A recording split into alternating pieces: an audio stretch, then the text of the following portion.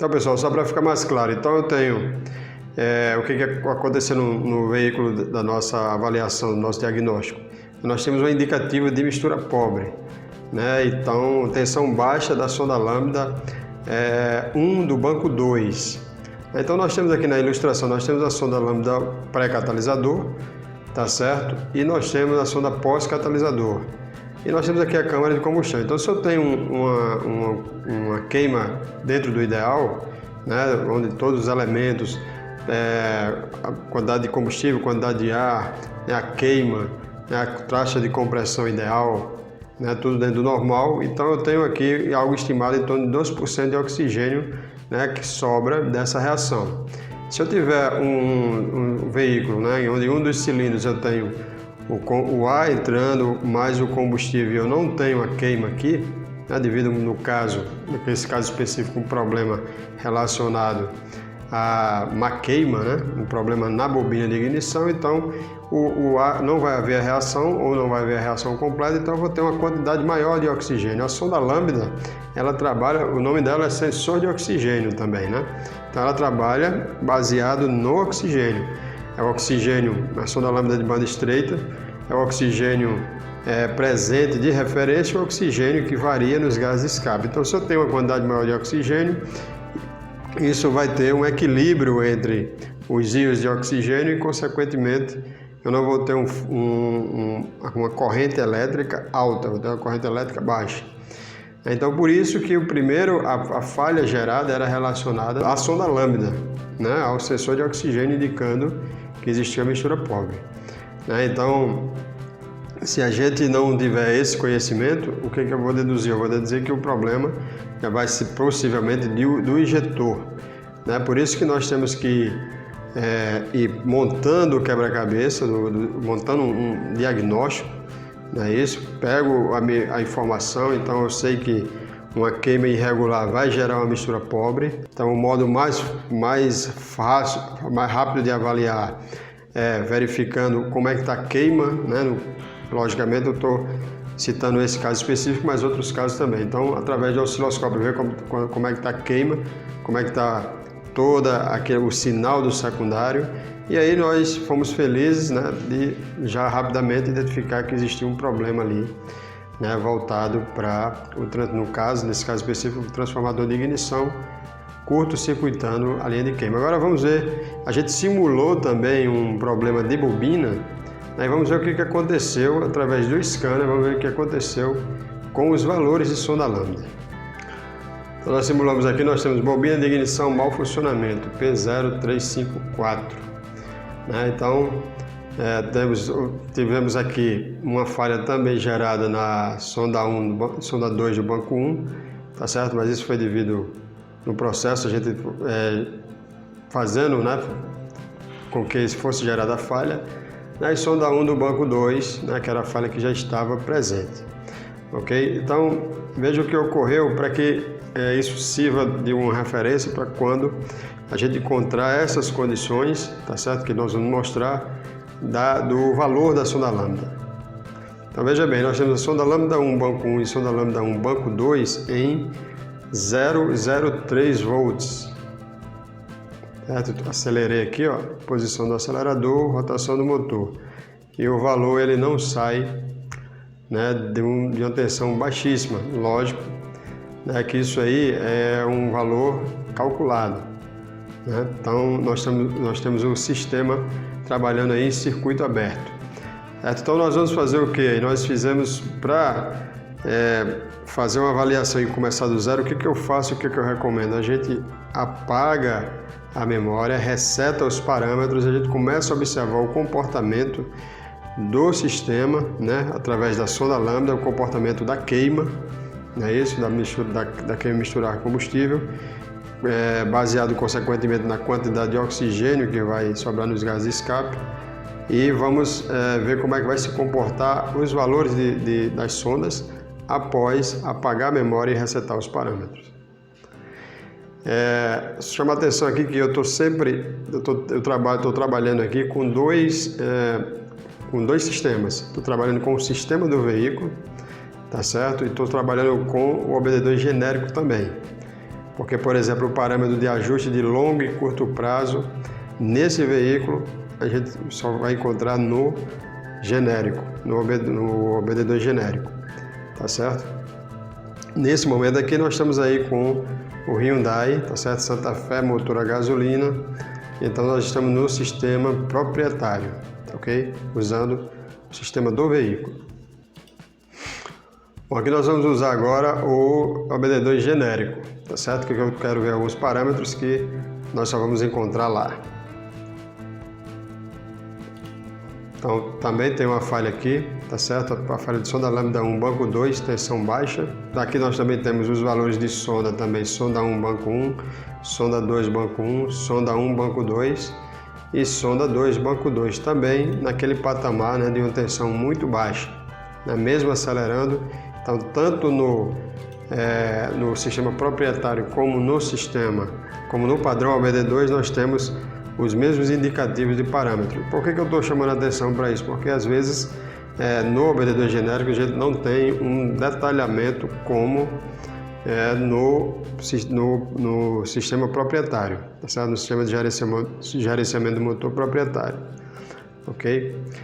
Bom, mas por outro lado, nós temos aqui no padrão OBD2, nós temos dados congelados no momento da falha. Então vamos aqui em atuadores.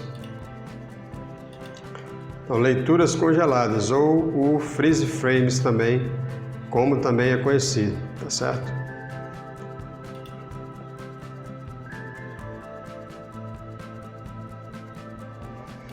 Então, no momento da falha, o que ele gravou? Né? No momento que essa falha foi, lembrando que essa falha foi a falha induzida por nós desligamos uma bobina para ver o comportamento da sonda, né?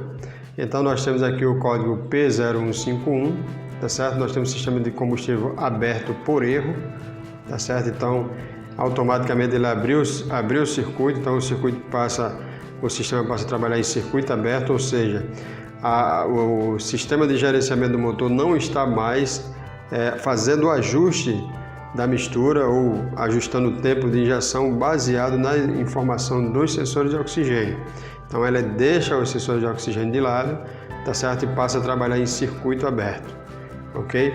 E a temperatura da água estava em 82 graus, o ajuste de combustível está em 0%, porque a partir do momento que eu tenho uma falha que compromete os monitores, e o ajuste de combustível é um monitor, então ele passa a trabalhar em circuito aberto, como vocês já viram, e consequentemente eu vou ter 0% de ajuste de combustível. Ok? A carga calculada estava em 22,3, tá certo? Então, em dados congelados, quando eu tiver uma falha gravada, eu posso vir aqui para que eu possa juntar mais subsídios no momento do diagnóstico, certo? Então, eu queria mostrar o seguinte, que nós temos isso aí no OBD2 genérico e é em atuadores, ok?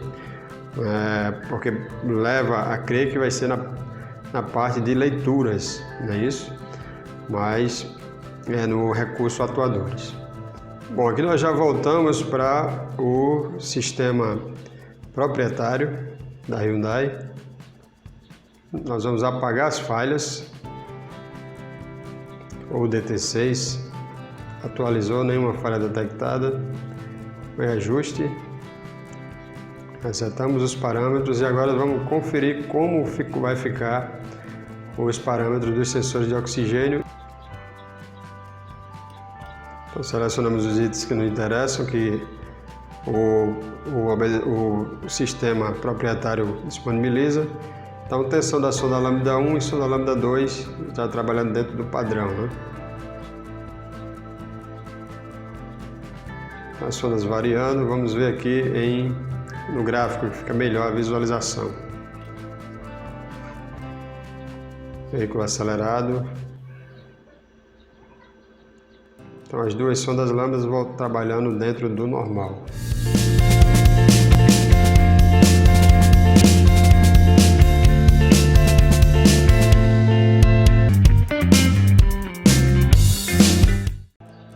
Bom, pessoal, então para fechar, para fazer um arremate de todo o nosso processo diagnóstico, então, primeiro, né, a experiência de verificar que existia um problema relacionado a um cilindro, né? A falha não tinha nenhuma relação direta, apontando para um problema de bobina, apenas indicando uma mistura pobre, né? Então nós fomos lá e, baseado no funcionamento e na indicação, né, identificamos, né, fomos fazer a leitura com o osciloscópio, né, cilindro a cilindro, naquele banco que direcionava o problema, né? Logo de imediato já vimos que existia realmente um cilindro com uma queima muito irregular, e devido ao conhecimento do sinal do secundário e a característica daquele sinal irregular, que levava a um indicativo de um problema relacionado a curto-circuito, ou seja,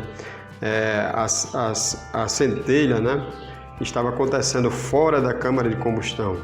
Então pode ser uma vela, pode ser, no caso lá era bobina, nesse caso era bobina, poderia ser também um cabo de vela em sistemas que utilizam cabo de vela, né? Ou até mesmo na própria bobina, né?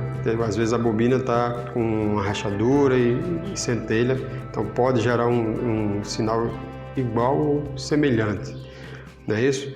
E após isso, fomos lá e fizemos nesse caso, fizemos uma simulação para vocês, para ver, em um caso mais extremo, quando eu tenho realmente o indicativo de bobina, então eu tenho afetado também o monitoramento de combustível, consequentemente o sistema vai trabalhar em circuito aberto, né? E as sondas lambdas também, os valores são bem diferentes dos valores da sonda em si, né?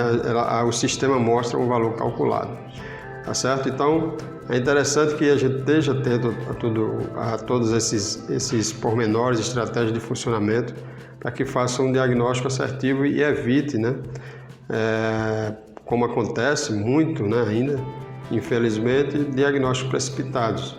E para isso nós temos o domínio do conhecimento em primeiro lugar, depois ter um bom scanner, ter também o osciloscópio é essencial para que a gente possa fazer avaliações e análises mais aprofundadas, ok? Então tudo isso envolve o diagnóstico avançado.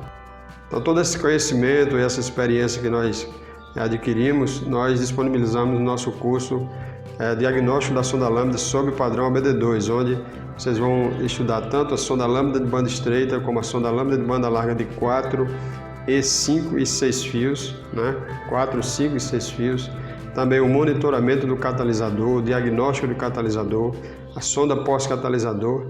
Então, todo passo a passo de diagnóstico e dicas técnicas, né, nós temos nesse treinamento. Então, se você quer se aprofundar mais, nós temos esse treinamento disponível, EAD, tá certo? E vamos formar agora em janeiro uma turma aqui, por enquanto aqui em Natal, vamos formar uma turma desse treinamento, ok? Então, espero que esse vídeo tenha ajudado a você, tá certo? Não só no que diz respeito ao sonda lambda, mas também a análise de parâmetros com scanner, que é muito importante para o diagnóstico avançado, tá certo?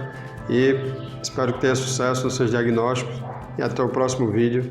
E nos acompanhe, inscreva-se no nosso canal se não for inscrito, compartilhe esse vídeo se achar que é relevante.